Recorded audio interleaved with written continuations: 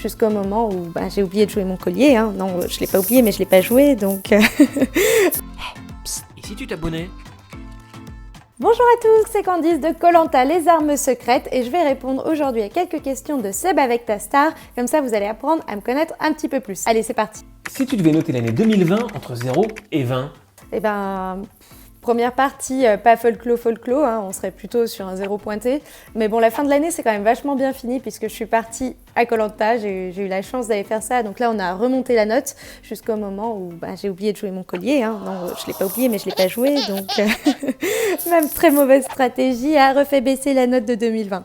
Non, mais voilà, année en dents de scie, quoi. Ascenseur émotionnel dans tous les sens. Donc, mitigé, un peu compliqué de donner une note très fixe. J'aurais été super mauvaise en prof à l'école, j'aurais été incapable de mettre des notes aux élèves. Quelle est ta date de naissance?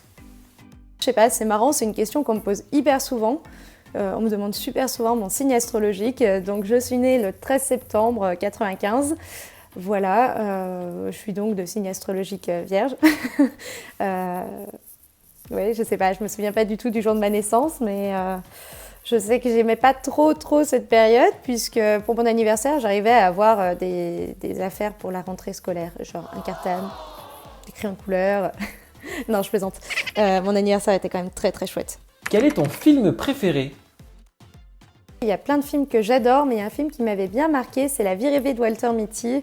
C'est un film que je trouve hyper positif sur un gars qui n'a jamais vraiment vécu dans sa vie et qui décide du jour au lendemain d'aller vivre ses rêves un petit peu. Donc il y a une belle philosophie et puis je trouve que la bande son est géniale, les images sont magnifiques, donc franchement je vous le conseille. En général, tu te couches à quelle heure?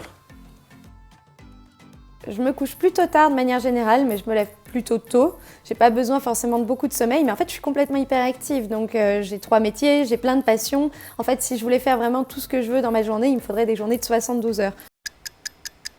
Donc vu qu'elles ne font que 24 heures, j'ai décidé de réduire les heures de sommeil, histoire d'avoir le temps de faire tout ce que je veux, quoi. J'ai même des amis qui m'appelaient Napoléon, parce qu'apparemment Napoléon ne dormait que 3 heures par nuit et ça lui allait très bien, et c'est un petit peu ce que je fais aussi. La matière que tu aimais le moins à l'école? Les maths, sans hésitation. Je trouvais ça nul, je comprenais vraiment pas ce à quoi ça pouvait nous servir. Alors c'était très marrant parce que j'étais quand même plutôt douée dans tout ce qui était sciences, physique et compagnie, mais les maths, pour moi, il y avait pas de concret et j'avais une très mauvaise moyenne. De manière très paradoxale, et j'étais tellement mauvaise que du coup j'ai dû prendre des cours de soutien et j'ai eu 20 au bac et puis c'était ma spécialité, donc tant mieux. Et à l'inverse, ta préférée? Ma matière favorite à l'école, sans hésitation, le sport. J'ai toujours été une grande fan de sport, puis je trouvais que c'était quand même très chouette d'avoir l'occasion de découvrir plein de sports différents à l'école, donc le sport, sans hésitation. Bon, entre nous, j'aimais bien les sciences aussi, c'était quand même vachement chouette. J'aime bien comprendre le fonctionnement des choses, mais le sport avant tout. Le plat que tu détestes? Alors, c'est pas vraiment un plat, ce sont les œufs durs. Je sais pas, les œufs durs comme ça, là, je déteste ça. Je préfère manger une larve ou n'importe quoi d'autre qu'un œuf dur. Il n'y a rien qui va avec ça. Je comprends pas l'intérêt, il y a une texture bizarre, le goût est ignoble, ça pue. Ah. La dernière fois que tu as pleuré? Alors ça, c'est une question pour moi. La dernière fois que j'ai pleuré, écoutez, vous l'avez vu à l'écran, hein, c'était sur Koh-Lanta. Je pense que j'ai lâché tout ce que j'avais à lâcher à l'écran, que ce soit lors de l'épisode 3 et lors de ma sortie. Après, je suis rentrée chez moi. Je crois que j'ai dû pleurer une petite fois avant de prendre l'avion parce que j'étais triste de partir. Mais après, j'ai plus jamais pleuré. Et c'est vrai que, oui, c'est quelque chose qui m'arrive super rarement, quoi.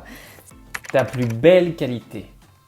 Je pense que c'est ma gentillesse, mais c'est aussi quelque part un peu mon défaut. J'ai peut-être un peu trop de candeur, donc j'ai tendance à me faire avoir. J'ai envie de faire confiance à tout le monde, donc c'est très chouette parce que ça me permet de faire des rencontres incroyables.